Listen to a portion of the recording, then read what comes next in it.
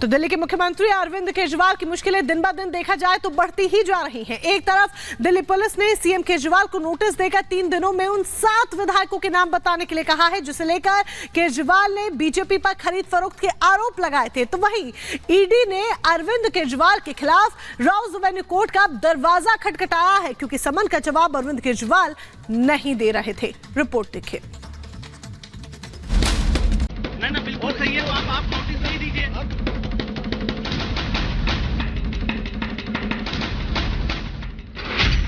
दिल्ली में सियासत जोरदार, अब बीजेपी आप में आर पार।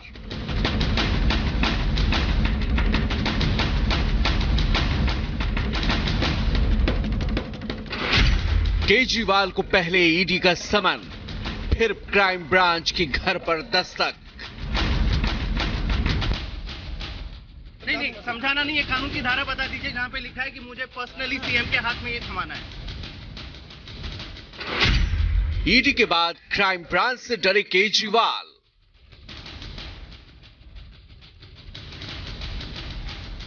कानून की धारा नहीं समझा सकते, मतलब साफ है यहां केवल नौटंकी हो रही है। अपने ही आरोपों पर सूझ नहीं रहा जवाब।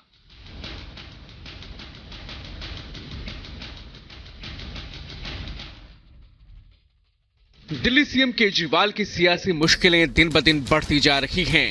एक तरफ ईडी की टीम केजरीवाल को समन पर समन भेज रही है, तो वहीं केजरीवाल लगातार उन समन्स को गैर कानूनी बताते हुए ईडी के सामने पेश होने से बच रहे हैं। अब समन की अवहेलना को लेकर ईडी ने सीएम केजरीवाल के खिलाफ राउज एवेन्यू कोर्ट का दरवाजा खटखटाया है।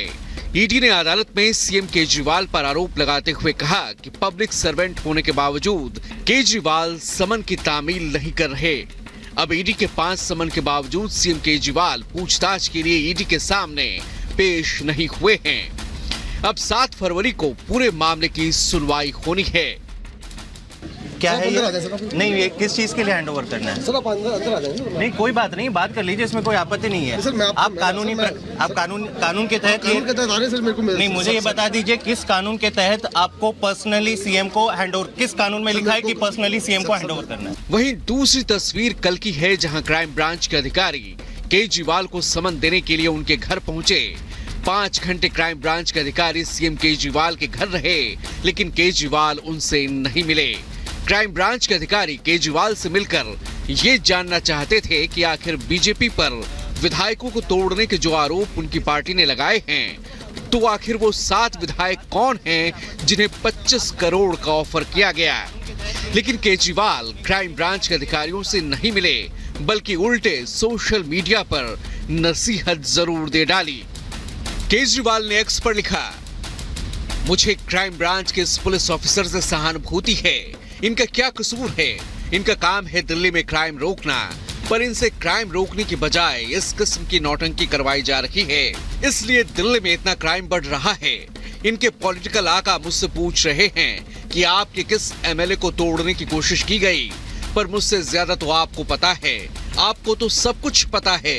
केवल दिल्ली क्यों, पूरे देश भर में पिछले कुछ सालों में दूसरी पार्टियों के कौन-कौन से एमएलए तोड़कर सरकारें गिराई गई, आपको तो सब पता है। फिर ये ड्रामा क्यों?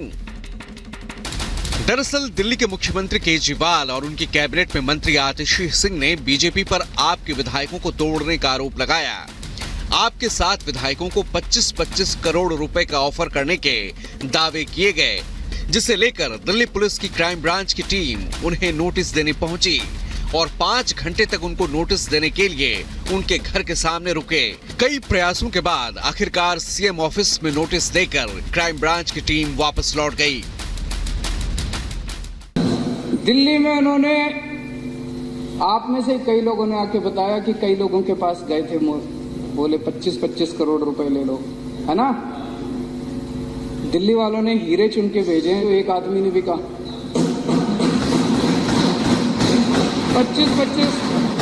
25-25 करोड़ में भी नहीं बिके, कोई नहीं बिके।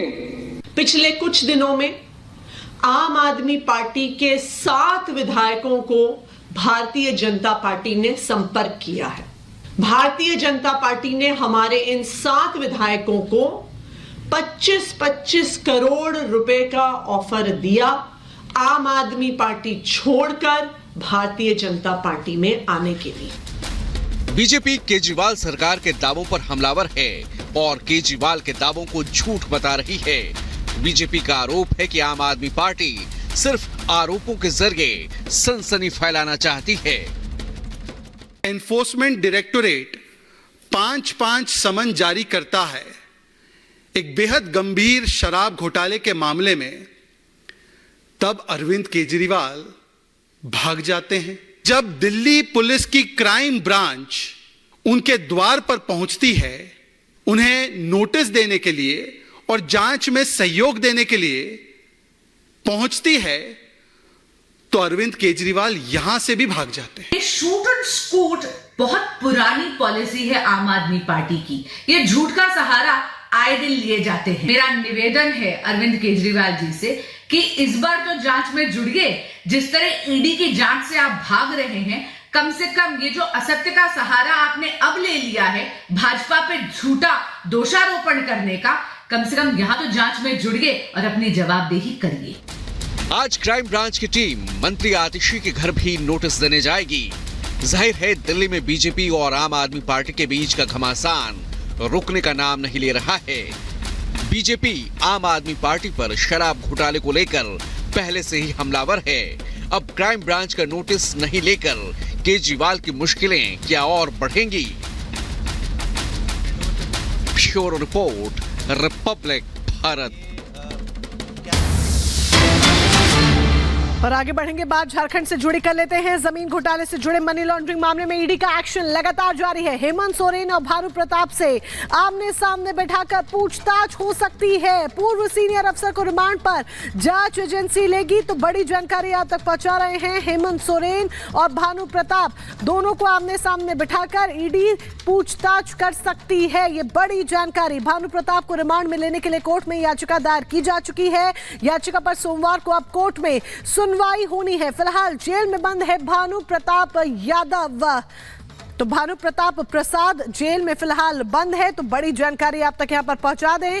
पूर्व सीनियर अफसर को रिमांड पर लेगी जांच एजेंसी।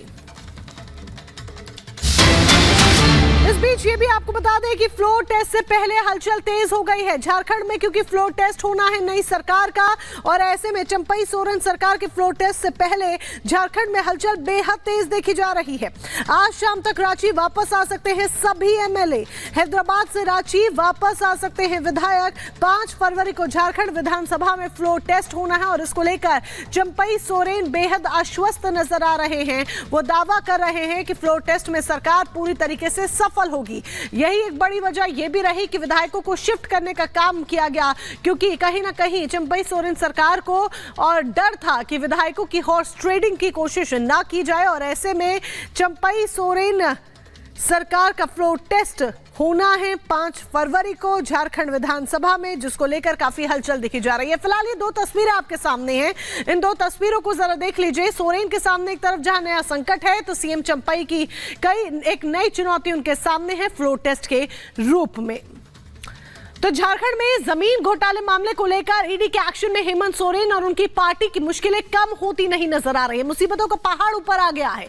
एक और जहां चंपई सरकार के सामने बहुमत की कसौटी पर खरा उतरने की चुनौती है, तो वहीं ईडी भी सोरेन के खिलाफ नया एक्शन लेने जा रही है। एक रिपोर्ट आपको दिखाते हैं। इस रिपोर्ट के जरिए आप देखिए कि सोरेन के सामने अब क्या नया सियासी संकट खड़ा हो गया।